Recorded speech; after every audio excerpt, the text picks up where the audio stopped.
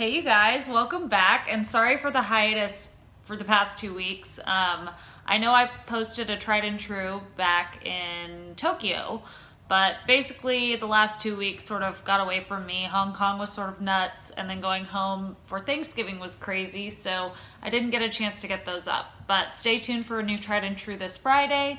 But today I want to share a haul video, which I've never done before, featuring all of the things that I picked up while I was abroad this last trip.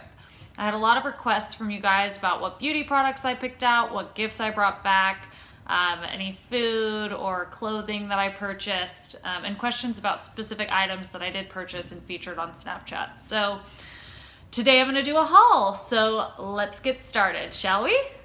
The first thing I want to talk about is actually like the last thing I bought on the trip, oddly enough. But when Jess and I were in Hong Kong, we both decided we wanted to do some designer vintage shopping because we'd been told by so many people that it was one of the best places in the world to get designer bags and jewelry and accessories and clothes. Obviously the clothes are all made for very small people, which we found out.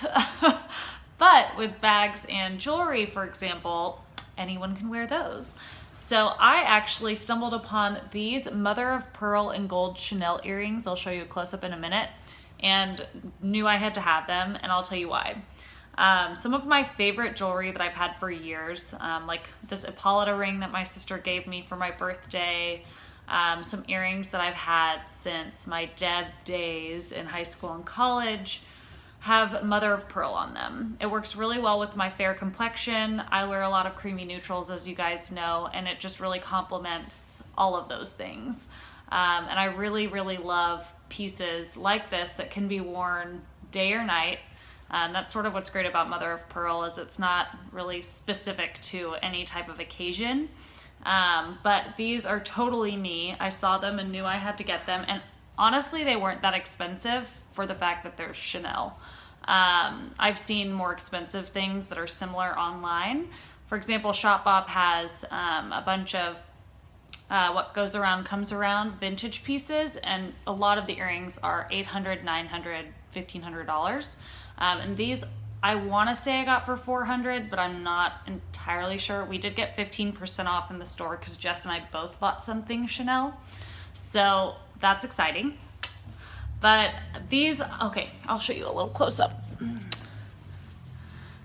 They're just really me. I don't know if you can tell in the video, the lighting's a little tough, but I love them. What do y'all think? Since I'm already wearing it, I guess I'll share number 2 with you. But we went to Massimo Dutti like 3 times when we were in Hong Kong. It's not even super like specific to Hong Kong. Like you can go to New York and get it, or go to London, which is where I was first introduced to it. It's another company under the Zara umbrella, but it's a little more elevated, and it's so also a little more expensive. And it's all pretty much wardrobe basics, which I love, but I never pass up a chance to get a new white top in a new style. I have so many in my closet, but they just come in handy and great to throw on every day and layer and all that good stuff. But I spotted this style. I'll stand up to show you what it looks like, but it's sort of a tunic style, and it's long in the back, so my butt doesn't show, which is awesome. And I just really loved it. It's flattering. It's kind of a good everyday piece. It works for any age group. And I honestly don't know how much it was because I couldn't really figure out the conversion for Hong Kong dollars, but I think it's available online, so I will link it below if you check out the text section. It's just a great everyday basic. I'm gonna wear this to run errands later, go to Central Market. Now on to number 3. On our last full day in Japan, it was raining, which was the day we were supposed to go to Mount Fuji, but it got rained out. So instead, we shopped in Harajuku and walked around that area and ended up at a shopping mall, which was kind of great because it was raining in Tokyo too. But for our entire trip, we had not found any Japanese beauty products, which we'd really wanted to get some to bring it back to test them out, and obviously can't get them anywhere else. And so we found one, or what we thought was Japanese. It actually turned out to be a Korean beauty place, which shouldn't be surprising, but there you go. But I got a bunch of stuff, which I'll show you in a minute. But the first one I'm going to start with is this lookalike from Etude House, I think is the name of the store. It's Etude. But this is called My Beauty Tool. Super original. But if you remember, a few months ago I was talking about the Artiste brushes. You can buy them at Net-a-Porter, Neiman's, that kind of place. They're really nice. They're like $75 or more for a pack. I think it's like $200 for a set of brushes. Obviously that's really crazy expensive. I had a brush and I really loved it, and then it broke. So I haven't bought another one since. But I found a very small, very identical version of one that I think I got for like $7 or $8, like totally worth it. And it came with a detachable sponge that you can switch in and out and just wash them and then put them back on. So I'm really excited to start using this. I actually used it for the first time today.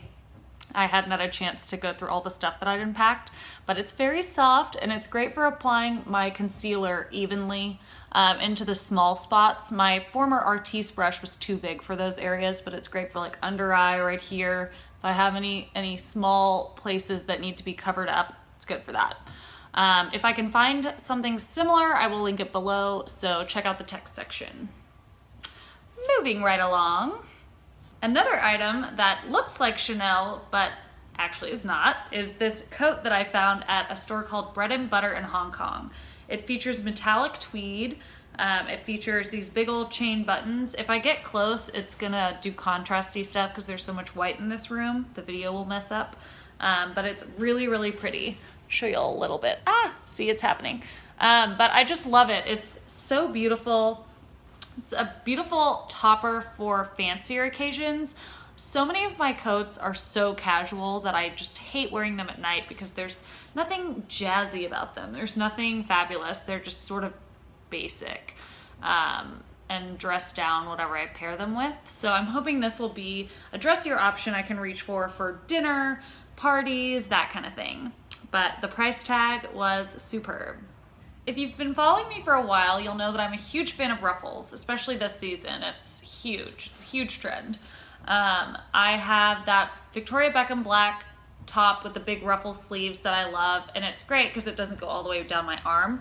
But the problem is there are a lot of sweaters this season that have ruffles all the way down, which unfortunately do me no favors. As someone who's quite busty already, it's sort of hard to wear boxy type things that make my arms look bigger than they are, generally just aren't flattering on my figure. So those didn't work for me, and I've been looking for an alternative ever since. I did not expect to find it in Hong Kong at a really cheap store. I believe the store was called Collect Point. Makes me think of an airport for some reason, like a checkpoint, I don't know. Anyway, it's super cheap. I think I paid $17 for it. It's not available online, but I will link some similar options below in the text section with ruffles. So check those out. Great option for holiday parties. You can wear it with a metallic pleated skirt, with jeans, really anything. Super versatile. Spoiler alert to any of my friends who are watching this, because I'm about to show you what you're getting for Christmas. So I love to get holiday gifts when I'm traveling because you can always find quirky, inexpensive things that are fun stocking stuffers, just great to kind of throw in the mix at your next holiday party. It's just fun, and it reminds them that you were thinking about them even though you weren't home. So this trip, I picked up lots of panda things. I got like 12 pairs of these panda socks. I'm keeping one for myself, and I gave a pair to my mom and sister. They're just so funny. They're ankle socks, like you can wear them with any boots or whatever, but they're just darling. I love them. I also got little geisha socks too, but I don't know where those are. I need to find them. So really excited about these. And then I also, at that same beauty place that I was mentioning with the beauty tool, they had these little hand creams. Aren't they cute? I mean, they're just too cute. You can't not love that. But yeah, I got some of these for my friends too. And they're just fun little things. I just love to keep my eye out for stuff like that when I'm traveling. So on to the next. I had not intended to shop a lot or even spend much money on myself on this trip because it was really just like a fun exploring trip with Jess. But we ended up finding a bunch of really cute stuff. With that said, we had a little bit of trouble our first few days in Hong Kong figuring out the exchange rate. And I sort of guessed when I was buying this coat. It ended up being way more expensive than I was expecting and way more than I was wanting to pay. But then when I found out what it was, I was just like, to hell with it. Like, it's super cute. It'll be my statement coat for fall. It'll be an investment. Animal prints last forever, right? So anyway, with that said, it is not the cheapest coat, but I am really happy with it. I think it's a beautiful topper. It's real calf hair. You can see it's shiny and shimmering and splendid. There are pockets. It buttons all the way up the front. I love it.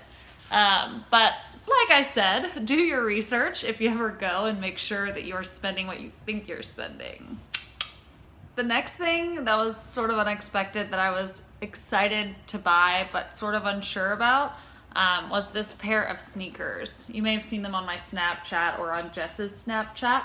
But when I wear sneakers, I'm more of the slip-on sneaker kind of gal, a little bit edgier, not as athletic looking. I'm personally not very athletic, with the exception of actually like working out. I'm really not coordinated or trying to be an athlete. So I generally don't like the athleisure trend, on myself anyway. And so I sort of avoid sneaker looks if I can. But I really loved these, and the fact that they have a metallic accent, which is huge this fall, and I don't have a lot of metallic in my wardrobe, so this is a good way to test it out. And the fact that they're white will make it work so well with my wardrobe. As I mentioned earlier, I have so much I have so many creamy neutrals in my closet already. And I feel like these would be so cute with jeans. I have not worn them yet. I left them home for Thanksgiving because I didn't want to get them messed up at the farm. But I'm gonna test drive them this week. I know they're under, I'm pretty sure they're under 100. I'm not gonna say I know, but I'll link them below. I know they're still available. I sized up. I wore a 40, so I usually wear a 39.5. So for sneakers, definitely go up half a size. You may or may not know of my love for bubble tea. It's one of my favorite things ever, and unfortunately you just don't find it in central Dallas. I think you can go north and get some, but generally I don't ever get to have it unless I'm in like New York or LA or London, which actually has Bubbleology, my favorite one. But we found some when we were in Tokyo, and separate thing aside, we actually, at the same beauty store I was talking about earlier, I found this bubble tea sleeping pack. I just thought it was so funny that it looks like a bubble tea drink, but it's actually sort of a mask for your face to wear at night, like all night. You put it on before you go to bed, and it moisturizes and adds elasticity. So very excited about that. Haven't tried it yet, but I just thought it was so funny. I mean, you don't see beauty products like that in the United States. Just quirky and fun. Another great basic I picked up at Massimo Dutti in Hong Kong is this white lace cami. I love lace. That's why I bought this jacket in London last year. I have so much of it in my closet. I just think it's so romantic. It's sort of got that Victorian vibe. There's a little bit of a sexiness to it. It's subtle though. And so I collect it. You could say I'm a collector of lace. So when I saw this cami, I knew I had to have it. I already have a black one. It's from a different brand. And I also have a white cami, but it's a different style. So I just like to have options. Like I said before, you can never have too many white tops. On the day where we found all of our Massimo Dutti stuff, we also found a store called Solitude in Hong Kong. And we were drawn in not only by the cute clothes in the window, but the mannequins had animal heads. So we thought that was really funny. So we walked in the store, we were perusing, we both tried on a bunch of stuff. They had the most adorable statement sweaters and sweatshirts, one of which I'm wearing. Jess found a really, really gorgeous pleated metallic skirt for the holidays. But we'd never heard of any of the brands. So we asked the sales associate, and she told us it was a South Korean set of labels. So there was only one size of each thing. They couldn't order it. It would only be there. It's not available in the US. I'm glad we both found something. It's just sort of a fun favor to take home from our trip together. Something totally unique and different and quirky in this case. But this is a winter white sweatshirt. It's so soft, you guys, but obviously this part is soft because it's fur. But I'm obsessed with it. It kind of goes in the back too, but I'm gonna wear it with like black leggings and jeans for casual weekend errands. I can wear it with skirts or other fun things for holiday parties. I'm gonna figure out ways to wear it because I love it so much and it's so soft. And I know not everybody likes fur, so if you don't, then you can leave this video. But I love it, and I'm excited I found something super different that you can't find anywhere else. And then finally, last but not least, obviously we bought face masks. We got so many. I got most of mine at that Etude store that I mentioned earlier. Etude, I don't know how to say it. Anyway, the one being the most odd out of all of them was the snail one, but I had to get it because, like, again, you don't see stuff like that in the US. There's collagen, pearl, rose, bunch of different ones. I even got masks for my hands and my feet. They have separate masks for those. But they're just so, sheet masks are so fun to try. And then, oh, this is one we found actually in Harajuku in Tokyo. And it looks like a plaster mask. I haven't tried it yet. I'm scared it's gonna like rip off my skin or something, but I'm sure it's great. I'm just like a little terrified to try it, but I will try it on Snapchat and let you know what it's like. So follow me on there if you want to see what I'm up to. Thanks for tuning in to my haul of Japan and Hong Kong finds, and stay tuned for Tried and True on Friday. I'll see you guys then. Bye.